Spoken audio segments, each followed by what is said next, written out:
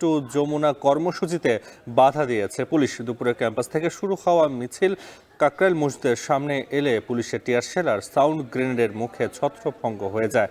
সকাল 11:30টার দিকে বিশ্ববিদ্যালয় ক্যাম্পাস থেকে যাত্রা শুরু করেন শিক্ষার্থীরা। গুলিস্তান সচিবালয় মৎস্য ভবন হয়ে যমুনার সামনে যাওয়ার আগেই পুলিশি বাধায় পড়ে মিছিলটি। বাধা পেয়ে আইনশৃঙ্খলা বাহিনীর সাথে বাকবিতণ্ডায় জড়ায় শিক্ষার্থীরা। পরে বেশ কয়েকটি সাউন্ড গ্রেনেড ও টিয়ারশেল নিক্ষেপ করে পুলিশ। এ সময় ছত্রভঙ্গ হয়ে যায় শিক্ষার্থীরা, আহত হয় বেশ কয়েকজন শিক্ষার্থী। পরে দাবি আদায়ে কাকরাইল মসজিদের সামনে রাস্তায় অবস্থান নেয় তারা। শিক্ষার্থীদের অভিযোগ, যৌক্তিক ও শান্তিপূর্ণ কর্মসূচিতে হামলা করেছে পুলিশ।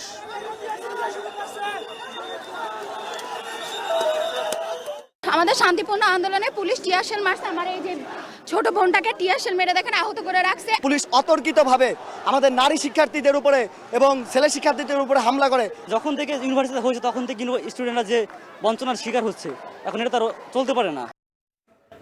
কাকরাইল মোড়ে পুলিশের বাধা পেয়ে সেখানে অবস্থান নিয়েছেন শিক্ষার্থীরা। সবশেষ অবস্থা জানাতে সরাসরি যুক্ত হচ্ছেন সহকর্মী সাজিদ আরাফাত।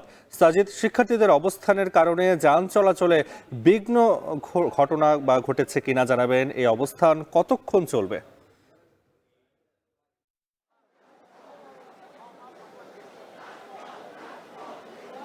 নাফি, আমরা দুপুর থেকে দেখছি যে যমুনার সামনে তাজা আসার যে চেষ্টা ছিল সেটি কিন্তু কাকরাইল মোড়ে, অর্থাৎ কাকরাইল মসজিদের মোড়েই কিন্তু তাদেরকে আটকে দেওয়া হয়েছে। তারপর থেকেই জগন্নাথ বিশ্ববিদ্যালয়ের শিক্ষার্থীরা এখানে অবস্থান নিয়েছে এবং এখনও তারা সেই অবস্থান এখানে নিয়ে রয়েছে। আমরা দেখছি তারা স্লোগান দিচ্ছেন।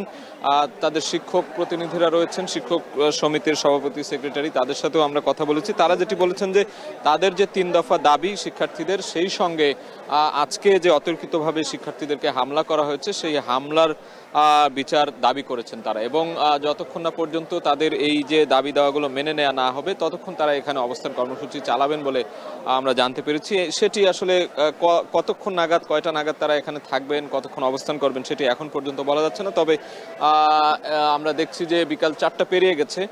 দুপুর 1টার কিছু আগে থেকেই আমরা এখানে তাদের অবস্থান কর্মসূচি দেখছিলাম। সেই সময় দুপুরবেলা কিন্তু তাদের উপরে লাঠিচার্জ করা হয়েছে, টিয়ারশেল নিক্ষেপ কিংবা সাউন্ড গ্রেনেড নিক্ষেপ সবগুলোই কিন্তু আমরা দেখেছি। এবং তারপরে বেশ কয়েকজন এখানে আহত হয়েছেন।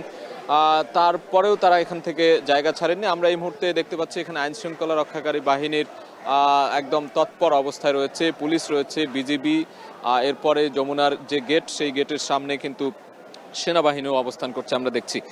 তো সব মিলে বলা চলে যে নিরাপত্তা ব্যবস্থা জোরদার করা হয়েছে। এবং কিছুক্ষণ আগে এখানে জগন্নাথ বিশ্ববিদ্যালয়ের যে কর্তৃপক্ষ, ভিসি, ট্রেজারার এবং প্রক্টর এসেছেন আমরা জানতে পেরেছি। এবং তারা যমুনার ভেতরে গিয়েছেন আমরা এখন পর্যন্ত যেটি জানতে পেরেছি। এবং সেখান থেকে হয়তো আলাপ আলোচনা করে সেখানে তাদের যে দাবি দেওয়া রয়েছে সেই দাবি দেওয়ার বিষয়ে তারা আলাপ আলোচনা করে হয়তো সমাধানের উদ্যোগ নেয়ার যে ব্যবস্থা সেটি হয়তো করছেন।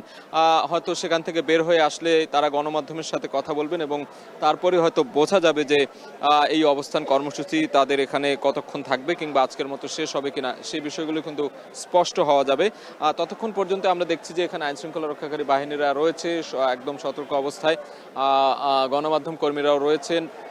এবং পক্ষান্তরে অন্যদিকে, অন্য প্রান্তে এখানে ব্যারিকেড দিয়ে আটকে দেওয়া হয়েছে শিক্ষার্থীরা এখানে রয়েছেন এবং তারা স্লোগান দিচ্ছেন। এবং তাদের যে 3 দফা দাবি, সেই দাবির প্রতি তারা অনড় ছিলেন এবং এখনও অনড় আছেন। আমরা সকাল থেকে দেখেছি যে তাদের জগন্নাথ বিশ্ববিদ্যালয়ের ক্যাম্পাস থেকে তারা তাদের মিছিল নিয়ে কিন্তু বিভিন্ন পথেই বাধা দেওয়ার চেষ্টা যে একেবারে হয়নি তা না, তবে সেই বাধাগুলো অতিক্রম করে চূড়ান্তভাবে কিন্তু এই কাকরাইল মোড়ে এসে কাকরাইল মসজিদের সামনে তারা বাধাপ্রাপ্ত হয় এবং আইনশৃঙ্খলা রক্ষাকারী বাহিনী এখানে নিরাপত্তার স্বার্থে তাদেরকে এখানে আটকে দেয় এবং তাদের উপরে যে লাঠিচার্জ করে। এবং সেই সময় কিন্তু বাকবিতণ্ডা, ধাওয়া পাল্টা দেওয়ার ঘটনাও ঘটে আমরা দেখেছি। এবং তারপর থেকে এখানে মোটামুটি বলা চলে যে একটি শান্তিপূর্ণ অবস্থানেই কিন্তু তারা এখানে বসে আছে, স্লোগান দিচ্ছে মাঝে মাঝে। এবং অপর প্রান্তে, ব্যারিকেডের অপর প্রান্তে কিন্তু আইনশৃঙ্খলা রক্ষাকারী বাহিনী রয়েছে এবং ভেতরে এই মুহূর্তে আলোচনা চলছে জগন্নাথ বিশ্ববিদ্যালয় কর্তৃপক্ষের সঙ্গে।